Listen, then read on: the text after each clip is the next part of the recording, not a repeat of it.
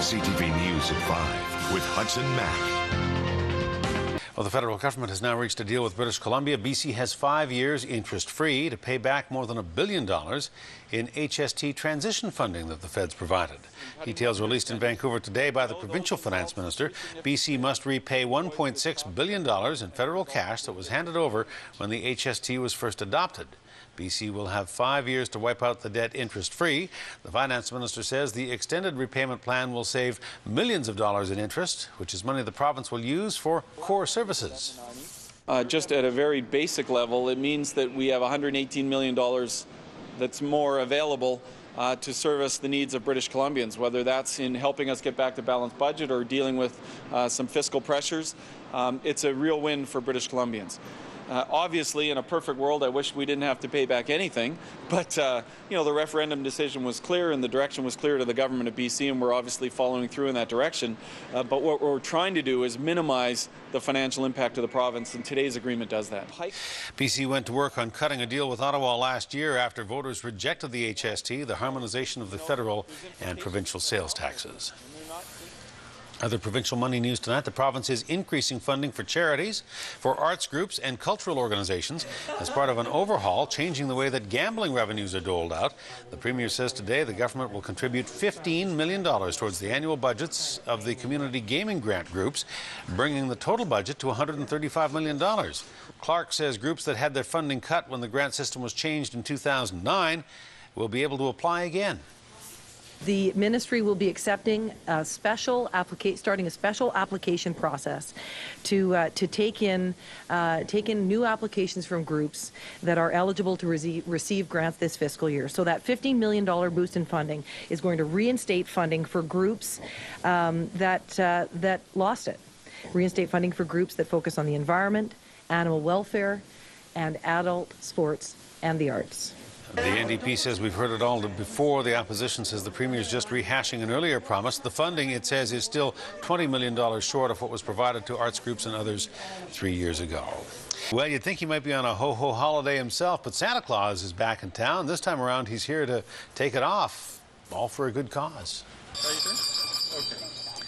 Old St. Nick made a pit stop at Victoria International Airport this afternoon before heading back to the North Pole for some much-earned rest. The jolly man was shaving off all of his hair, including that big bushy white beard, and doing it to raise money for Victoria Hospice.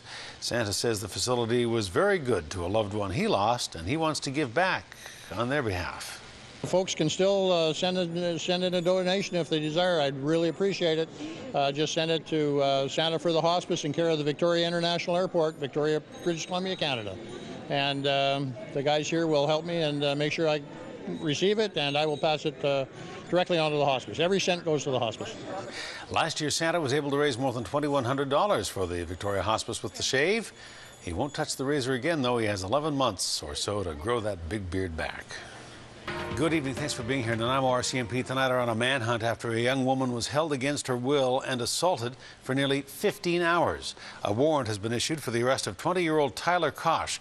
He is wanted on charges of unlawful confinement, assault, uttering threats, and breach of probation. RCMP say early Monday morning, an 18-year-old woman tried to leave a home in North Nanaimo, but was not allowed to.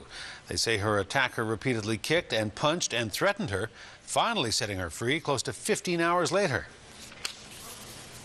She did require some treatment at the hospital, but was released that day. She had some bruising and some other non-specific injuries to her body. Kosh is well known to us. He's 6'1", 230 pounds, short brown hair and brown eyes. He is considered armed and dangerous at this point. He is not to be approached. If you know where he is or his whereabouts, do not approach him and call 911 immediately.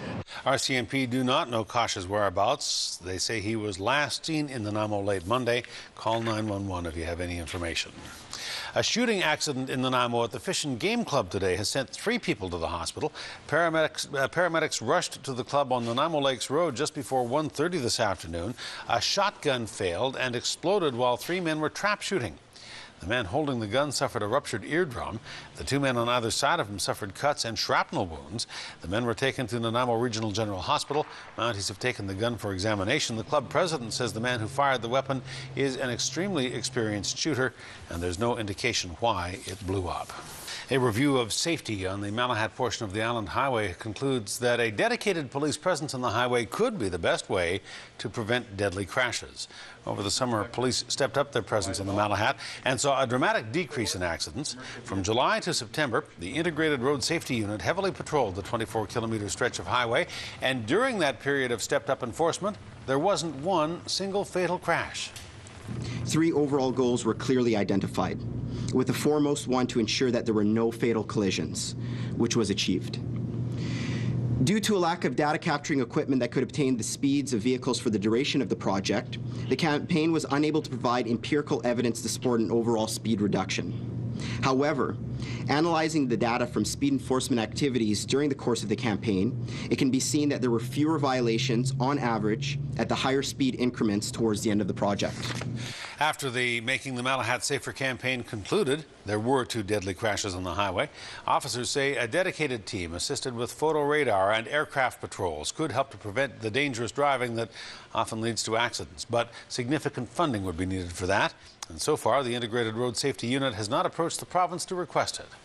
In order to provide the type of enforcement that was provided during this project period, you would need resources in excess of 15 personnel. And I think it would be unrealistic, looking at all of the priorities within the province, policing and otherwise, to make a request of that nature. And therefore, I think that alternatives to that might have the same sort of success should be explored. Unmanned enforcement, that is a possibility that we perhaps would like to explore to see if that is feasible. An average of 22,000 vehicles a day go over the Malahat, and in the summer, that jumps to 36,000 vehicles every day. A multi-million-dollar investment is being poured into the drinking water supply in NANAIMO. Nearly $8 million from the gas tax fund will be used to build a drinking water reservoir. It will replace the existing reservoir on NANAIMO Lakes Road. Once it's finished, the new reservoir will store treated drinking water for more than 30% of the city. It will also incorporate facilities to generate hydropower for sale to the hydro grid and pipelines to run that water to a new reservoir location just east of the NANAIMO Parkway on NANAIMO Lakes Road. As most people are aware, we're building a water treatment plant upstream of the city, or before the water reaches the city. And so we'll be treating the water to a pretty high level. It'll be filtered, it'll be disinfected, and we need to protect the quality that we've attained there. NANAIMO's new reservoir should be up and running by the end of 2014 with the creation of the hydroelectricity component. It will also assist in reducing the city's carbon footprint and contribute to the overall cost of operating the system.